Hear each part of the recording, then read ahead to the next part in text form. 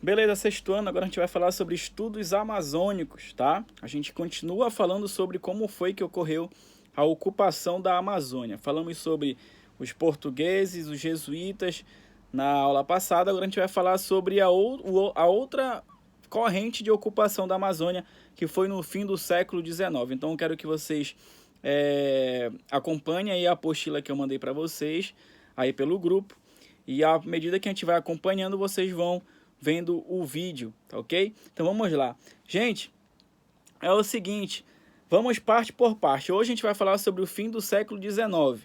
Surge o ouro negro. O que é o ouro negro? O ouro negro era também chamada a borracha que foi vista aqui na Amazônia, tá ok? Então vamos lá. Acompanhando lá na apostila.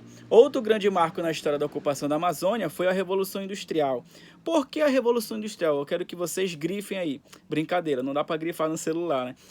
O que foi a Revolução Industrial? Gente, a Revolução Industrial, ela foi o seguinte, aconteceu na Inglaterra, na Europa, espalhou por toda a Europa. A Revolução Industrial foi o surgimento de várias indústrias, tá? E essas indústrias, elas faziam principalmente carros, né? A indústria era principalmente do setor automobilístico. E para se fazer carro, uma peça principal do carro é a roda. E a roda era feita de borracha.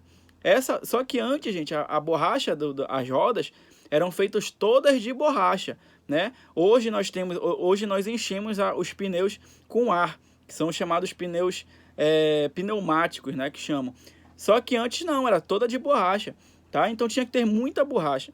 E os ingleses acharam essa borracha onde? Acharam essa borracha aqui na Amazônia. Tinha outro lugar? Tinha. Só que a borracha daqui, pelo fato daqui da Amazônia ser um local bem úmido, a borracha daqui, o látex daqui, que é a matéria-prima da borracha, saía bem melhor, com uma melhor qualidade. Então, os europeus vieram para cá, para a Amazônia, explorar essa borracha, tá bom? Então, continuando lá. Ponto em seguida. Com suas fábricas operando a todo vapor, a Inglaterra encontrou na floresta brasileira uma importante matéria-prima, a borracha, também chamada na época de ouro negro, tá? Ou é ouro negro ou é borracha, é a mesma coisa. Tá, continuando. Lá no segundo parágrafo. Incentivados pelo governo, milhares de brasileiros e estrangeiros decidem migrar para a região.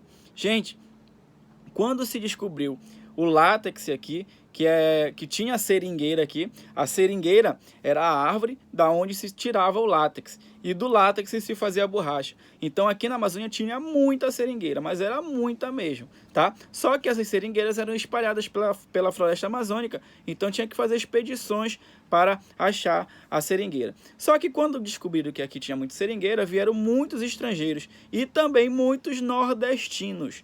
Vieram muita gente do Nordeste. Por que nordestinos, pessoal? Porque é o seguinte, os nordestinos eles vieram para cá com relação a fugir da seca. No Nordeste é muito quente, tem a seca, então eles queriam mudar de vida, queria melhorar as condições de vida deles. Então eles vieram para cá para tentar a sorte, para tentar mudar de vida, para tentar ganhar dinheiro, tá? E como o Nordeste é aqui perto, eles vieram para cá, além também dos estrangeiros, tá? Continuando lá. Estima-se que entre 1870 e 1900, 300 mil nordestinos tenham vindo à região. Gente, 300 mil é muita gente, tá? É muita gente, 300 mil nordestinos, tá ok? Continuando. Os imigrantes eram recrutados para trabalhar nos seringais, mas não tinham direito às terras, tá? Ó, os imigrantes, eles vinham para cá, trabalhar nos seringais, tirar o látex que não era fácil. Na verdade era fácil, era fazer uns cortes nas árvores, só que demorava muito, tá?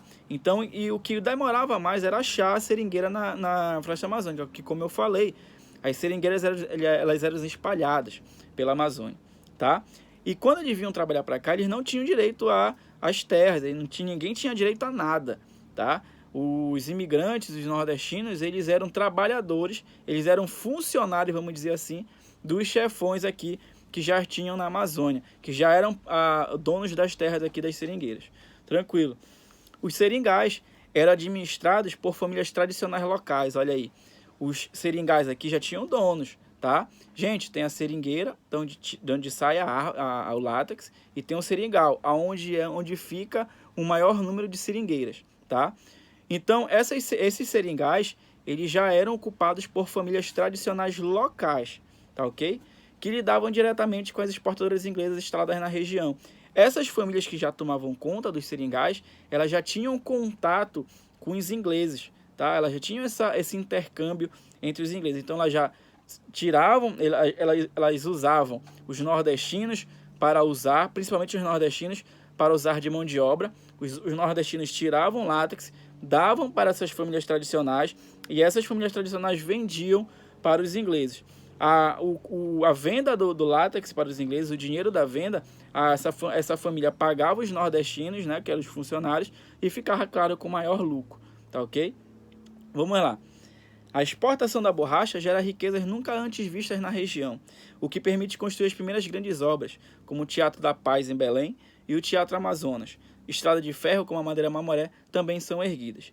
Gente, quando esse boom da borracha que chamam veio para cá, para Belém, para a Amazônia, nós ganhamos muito dinheiro, tá? Nós ganhamos muito dinheiro. A gente vai falar mais lá na frente sobre isso, sobre a Belle Époque, que era a bela época aqui de Belém, mas nós ganhamos muito dinheiro. Só que esse dinheiro ele não foi investido, não foi revertido em infraestrutura para a cidade.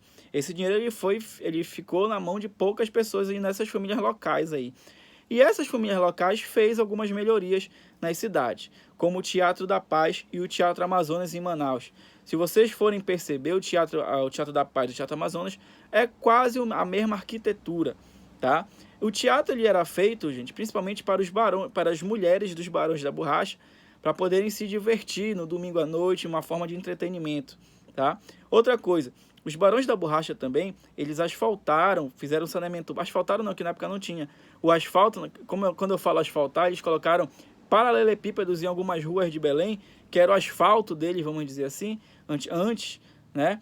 Para poder modernizar, para poder deixar Belém, para poder deixar um pouco Manaus a cara de uma cidade europeia, já que tinha muitos ingleses aqui, tá? Então eles tentaram deixar Belém e Manaus com uma cara de cidade europeia, tá ok? Então eles fizeram isso. Eles acabaram dando um pouco de infraestrutura para a cidade, não muita, investiram um pouco de infraestrutura na cidade, principalmente com relação ao teatro, a bares, a ruas, enfim, tá ok? Beleza.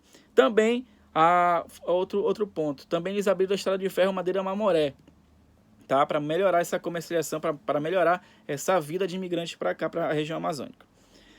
Olha lá, o primeiro boom da borracha dura pouco, tá? Durou pouco. Surgiu esse boom da borracha em 1870 e em 1900. Foram 30 anos explorando aqui. E depois definhou. Depois houve aí um pequeno...